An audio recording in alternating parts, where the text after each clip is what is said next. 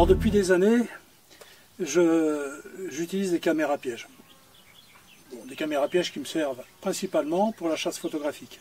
Je suis chasseur, mais je ne les utilise pas pour trouver des territoires, pour chercher du gibier, savoir les fréquentations. Je cherche surtout de réaliser d'autres photos, des photos un peu différentes que celles que je fais habituellement avec mon Sony, avec mon téléobjectif 600 mm. Je cherche à faire quelques images un peu différentes, donc des images que je ne peux pas faire normalement parce que la nuit je ne filme pas, la nuit je ne fais pas d'approche, mes approches ne se faisant que le jour. Donc pour cela j'installe des caméras pièges. Alors depuis tout le temps j'utilise des caméras pièges SpyPoint. Alors ça fait des années que je les utilise, je crois que j'ai dû utiliser toute la gamme existante. Le problème c'est que là j'en ai posé 4, et sur les 4 j'en ai 3 qui ne sont plus au catalogue, elles sont un petit peu dépassées je dirais. Il faut savoir que SpyPoint chaque année sort de nouveaux modèles, des modèles de plus en plus performants, avec une qualité d'image de plus en plus intéressante, et donc j'ai tendance à regarder un petit peu de ce côté-là.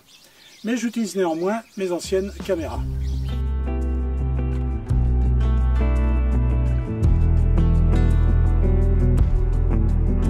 Alors parmi les caméras que j'utilise et qui sont un peu dépassées techniquement, une caméra qui était efficace à une époque, qui l'est néanmoins encore, mais alors celle-là je l'ai posée en bordure d'un pré qui me paraissait intéressant, qui est un endroit qui normalement est fréquenté par les cervidés. L'intérêt c'est qu'elle a un panneau solaire, donc je l'ai laissé 18 jours comme les autres caméras. Le problème c'est quand je l'ai ramassée ce matin, la caméra était par terre, je l'avais fixée sur une souche, elle n'y était plus, elle était au sol.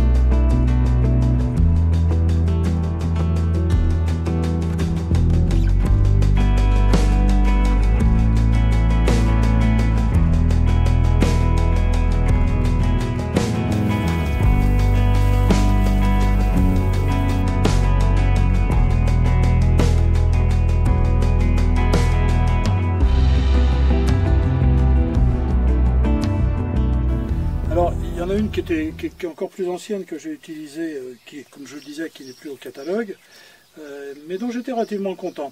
C'est la Force 20. Voilà, petite caméra. Je vous ai mis les données techniques pour les 4 caméras sur un schéma comparatif sur la vidéo.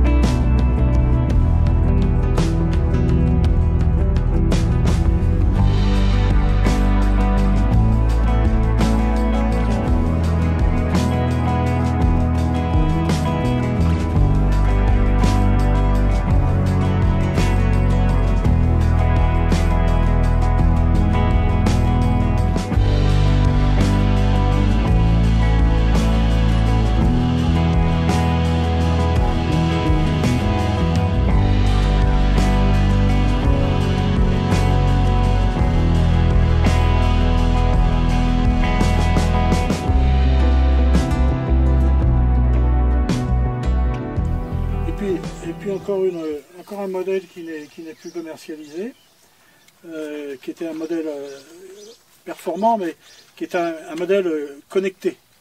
Or, moi, j'ai horreur d'utiliser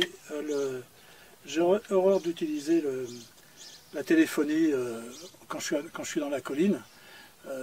Mon téléphone, je le laisse à la maison ou je l'emmène, c'est simplement au cas où il y aura un problème. Mais donc, caméra connectée, pour moi, non. Il y a des caméras connectées, les SpyPhone Flex chez SpyPhone qui sont redoutablement efficaces, qui vous permettent sur votre téléphone de vérifier un petit peu les animaux qui passent dans le champ de ces caméras. Mais moi, pour ma part, le téléphone, que ce soit à la chasse ou en chasse photographique, c'est non.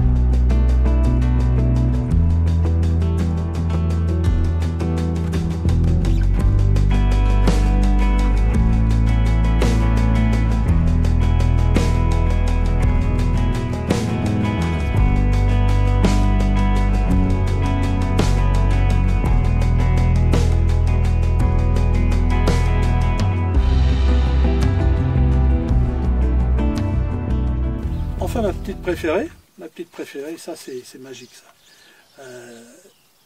C'est pas une des plus chères, loin de là. C'est la caméra, la Force Pro.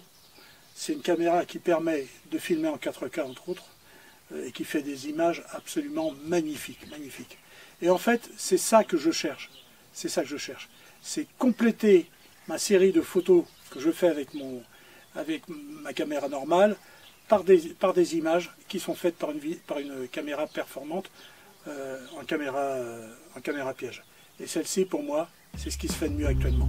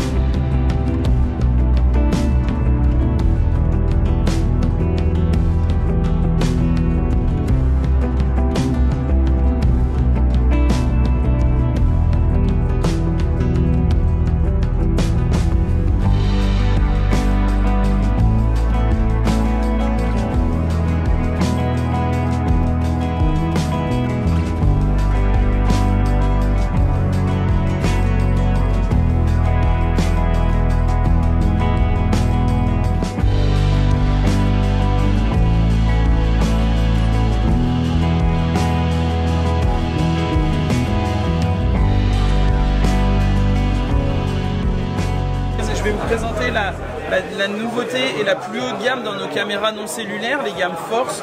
Donc là on va être sur la Force Pro S 2.0. Donc on va retrouver un panneau solaire qui va recharger une première batterie.